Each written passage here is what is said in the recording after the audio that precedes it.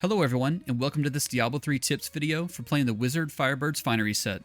We'll go over 10 different things that will hopefully help you improve your gameplay and allow you to more reliably and consistently complete higher level greater rifts.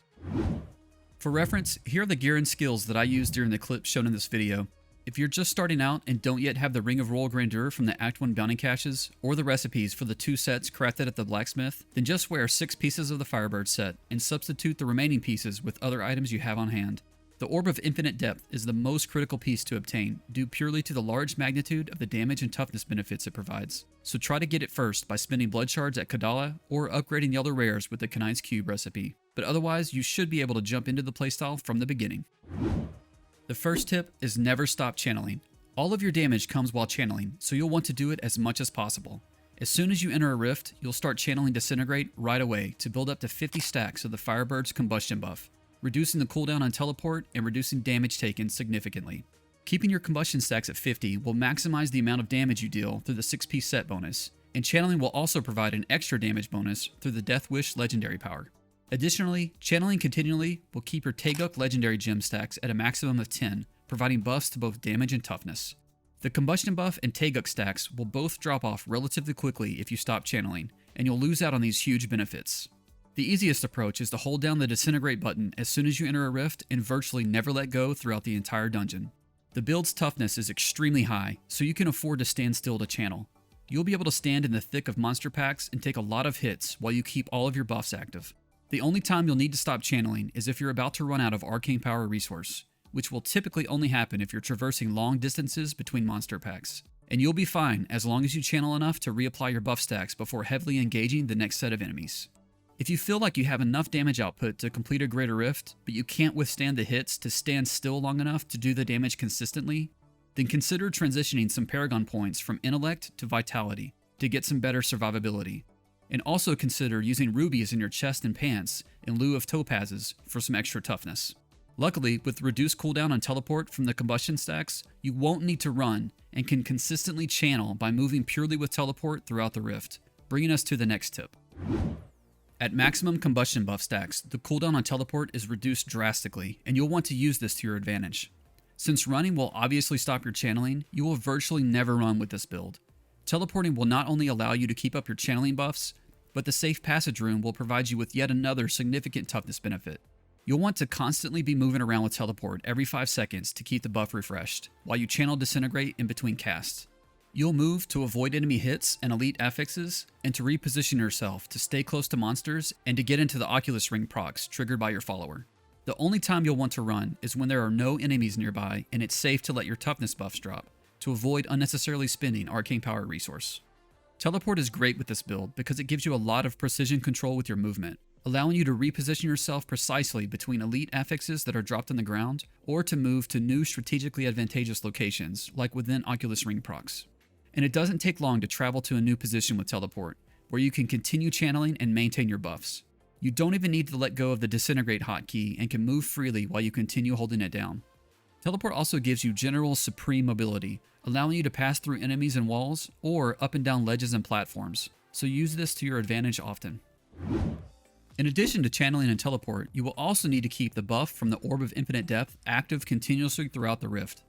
This legendary power provides a huge increase to both damage output and toughness, and is extremely critical to keep at maximum stacks for your survivability. To do this, you'll need to keep it refreshed by casting Explosive Blast and hitting enemies with it within melee range. This means that while you're channeling Disintegrate, you'll have to live in close range to enemies. You'll be looking for safe places to sit yourself right next to monsters you're fighting, and you'll be looking to teleport into enemies while you're traveling around the map to keep this buff active. Casting all these different skills constantly to keep all of your buffs refreshed can be very challenging and feel rather clunky. For me, I found the easiest way to deal with this is to set up my skills in the following hotkeys. I like to place movement skills for any Diablo 3 character on the number 2 hotkey. I use the W key for push to move, and movement skills in the number 2 hotkey is a very natural place for my middle finger to swap between the W and the 2. I then put Explosive Blast on the number 3 hotkey, which is the most natural location for my index finger when my middle finger is on number 2. Both Teleport and Explosive Blast can cast simultaneously, and since they both need to be recast fairly often, I found that casting Explosive Blast every time I cast Teleport is an effective way to keep the Explosive Blast buff stacks refreshed without having to focus on it. this makes the build much easier to play because I generally only have to focus my eyes on the teleport buff duration timer instead of managing both of these skills separately. So I hold down right click continuously to channel Disintegrate, and then I double tap number 2 and number 3 simultaneously every time I need to move.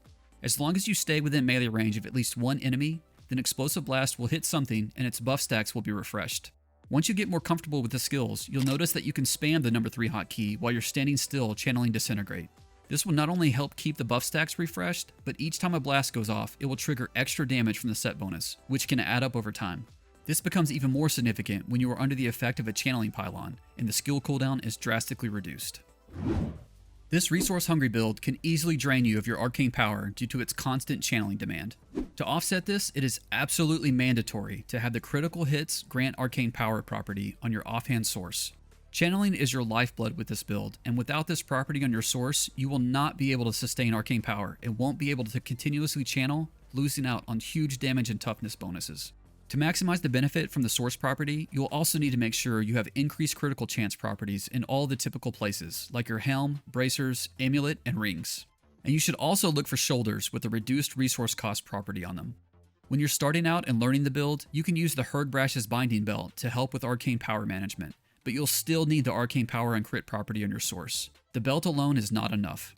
Regardless, there will be some occasions where you'll find yourself running low on resource, particularly if there are no enemies nearby to hit. This can happen when you're fighting single enemies like the Rift Guardian, and your mirror images run around without attacking, which can happen surprisingly often. In these moments, you can use your primary attack skill, Spectral Blade, to refill your arcane power back up. Just try to do this outside of the fire cycle on the Convention of Elements ring, so you don't lose out on the increased damage opportunity. When you're teleporting from pack to pack, try to make sure you hit as many enemies as possible along the way to benefit from the arcane power and crit property on your source to keep your resource going. You may have to stop periodically to let your mirror images help you generate some resource before continuing on. Try to do this during the fire cycle of the Convention of Elements ring. If you follow the guidance from the previous tip, where you double tap the number 2 and number 3 hotkeys simultaneously, you should only hit number 2 to teleport when traveling long distances, to avoid running empty on arcane power. You can just reapply Explosive Blast stacks when you engage the next monster pack. Most likely, you won't be near monsters to keep the Explosive Blast stacks up anyway while you're moving long distances, so there's no point in hitting it when you don't need to. You also don't need to hold down Disintegrate constantly while moving around. You can just tap it periodically to keep your Taeguk Legendary Gem buff refreshed, but it is much easier and smoother to play if you just hold Disintegrate down all the time, which is what I do. As previously mentioned, you are motivated to stay within melee range to ensure Explosive Blast hits enemies and the buff stacks get refreshed. You also want to stay in close proximity to enemies due to how the mirror image's AI works. There is basically very little intelligence to the mirror image AI, so the best you can do is get close to what you want to attack to try to coax your mirror images to go after it. You'll want to teleport into a pack of monsters, either right next to an elite pack or in the middle of large monster density. The closer the mirror images are to something when they're summoned, the more likely it is they'll hit it. But there's no foolproof method, and they still may run off in opposing directions without hitting anything.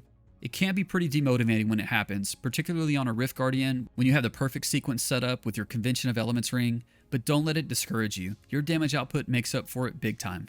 As you teleport around to reposition yourself and keep your buffs active, always prioritize summoning your mirror images next to the higher hit point elite monsters, particularly the yellow elites, as they'll typically be the last ones standing and you'll want to work on them as much as possible throughout a fight. Tight spaces are your friend. The less room your mirror images have to run around, the better chance they'll stay put and attack something. There are some monster types that will run around fleeing away from you, making it very difficult for your mirror images to pursue and hit them. When you see these elites, consider skipping them and moving on to the next pack. It's difficult enough already to coax your mirror images into attacking. You don't need to have them chasing after things constantly on top of that. The next tip is don't be afraid to increase the game difficulty. This build excels in damage output, toughness, and mobility. It really shines in higher difficulty levels, and at a given level, will actually clear rifts faster than when compared to a few levels below it. This is due to how the resource generation works, relying on multiple hits from your mirror images to maintain your arcane power.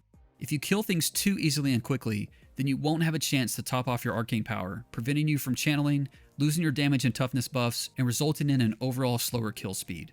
It may sound counterintuitive, but you're actually better off raising the game difficulty or the greater rift level if you find yourself struggling to maintain resource, assuming you have all the right gear pieces and properties. Find a sweet spot that's comfortable for you where you're not running out of arcane power, but where you're still able to kill monsters efficiently. If you're working on a pack of monsters and suddenly see meteors falling out of the sky, that's most likely your mirror images dying and getting revived by the 2-piece set bonus. This is a sign that your mirror images are taking big damage, and you'll need to be very careful because if they're taking big damage, then you most likely will too if you get hit. The meteors are a good visual indicator of how much damage you might receive without getting hit yourself, giving you a warning to adjust your attack strategy as needed. They're also a good signal for you to either skip the pack you're working on or to tone down the difficulty level. Take note of how quickly you see meteors fall from the sky after you cast mirror images. The quicker you see them, the more damage that is being dealt out. If you see it on a single pack, then the monster type just may not be favorable for you, and you should consider skipping it and moving on to the next area. If you're consistently seeing your mirror images die throughout a rift, that's a sign you may need to lower the difficulty. To counter this, you could also get more total life hit points to increase your mirror image's survivability. And speaking of adjusting attack strategy, if you find that you're taking a lot of damage, you'll need to change how you approach monster packs. For the most part, you'll be able to stand in the middle of enemies unfazed, channeling away to your heart's content. But as you increase difficulty level, you'll find that this approach won't consistently work. You'll need to stay on the move more often, repositioning yourself to avoid elite affixes. You'll need to stay in melee range as discussed previously, but you won't want to stand in the middle of monsters and unnecessarily take a pounding. Circle around monster packs, staying on the outer edge. You might pop in toward the middle to summon your mirror images and then teleport back out to the edge of the pack, preferably into an Oculus Ring area of effect to channel Disintegrate. You'll need to constantly kite monsters around the edges to avoid taking too much damage. Getting some life on hit on one of your gear pieces, like the bracers, can help you sustain hits a little better and offset some of the damage you take. If you're just starting out and still learning, you can use the Aquila Kuros legendary power in the cube in lieu of Mantle of Channeling for a more significant toughness benefit. While it may sound obvious, and the advice does apply to any class or build, you will particularly want to avoid getting crowd controlled while playing the Firebird set. An ill-timed crowd control on you could simultaneously cause you to lose several huge buffs from combustion stacks, explosive blast stacks, Taeguk stacks, and teleport. Losing even just one of these could lower your toughness significantly and could cause you to die or trigger your cheat death mechanic. And you will also lose out on precious seconds as you re-establish your damage buffs before you're able to do significant amounts of damage again. Since you're immobile most of the time during fights while you channel Disintegrate, you will mainly want to keep an eye out for the elite affix that can freeze you in place. When you're fighting larger monster packs, it can be extremely difficult to spot these ice bombs underneath your feet with all the game effects going on at the same time. So keep an eye on your entire screen. If you see one of the frozen bombs, assume there is one at your feet even if you can't see it, and teleport to a safe place, and then you can pop back into the action after the explosion occurs. This is another motivation to fight on the edge of monster packs to better see what might be affecting your character. You'll want to avoid what crowd control you can, but there's some types of crowd control that are unavoidable, like fear or knockback. The best you can do is mitigate these effects by getting the secondary property on your helm that reduces duration of control impairing effects. Do not underestimate the power this secondary property can have. If you can break crowd control fast enough, you can avoid losing your buff stacks, resulting in increased overall damage output. If you find you're constantly getting crowd controlled with a given pack and you're struggling to kill them quickly, then you should strongly consider skipping it and moving on. Because if you're having to constantly re-establish your buffs, you will be losing out on a significant amount of damage output and the fight will just get drawn out. And the last tip is to make sure you are properly leveraging the Convention of Elements ring benefit. Like most builds that use the COE ring, you will need to keep an eye on the COE cycle. For the wizard, the ring cycles through phases of lightning, arcane, cold, and then fire. Your main damage dealing attack is fire-based, so you'll want to ensure you are channeling as much as possible during the ring's fire cycle. The basic rotation is to teleport into a group of monsters and cast Mirror Image at about halfway through the cold cycle, and then double tap the number 2 and number 3 hotkeys, teleport and explosive blast, to refresh your buffs, ideally getting into an Oculus Ring area of effect just before the fire cycle starts. If done correctly, you'll be at maximum damage output for the full duration of the fire cycle. The build has enough cooldown reduction to be able to cast Mirror Image twice during each full rotation through all 4 elements of the COE ring.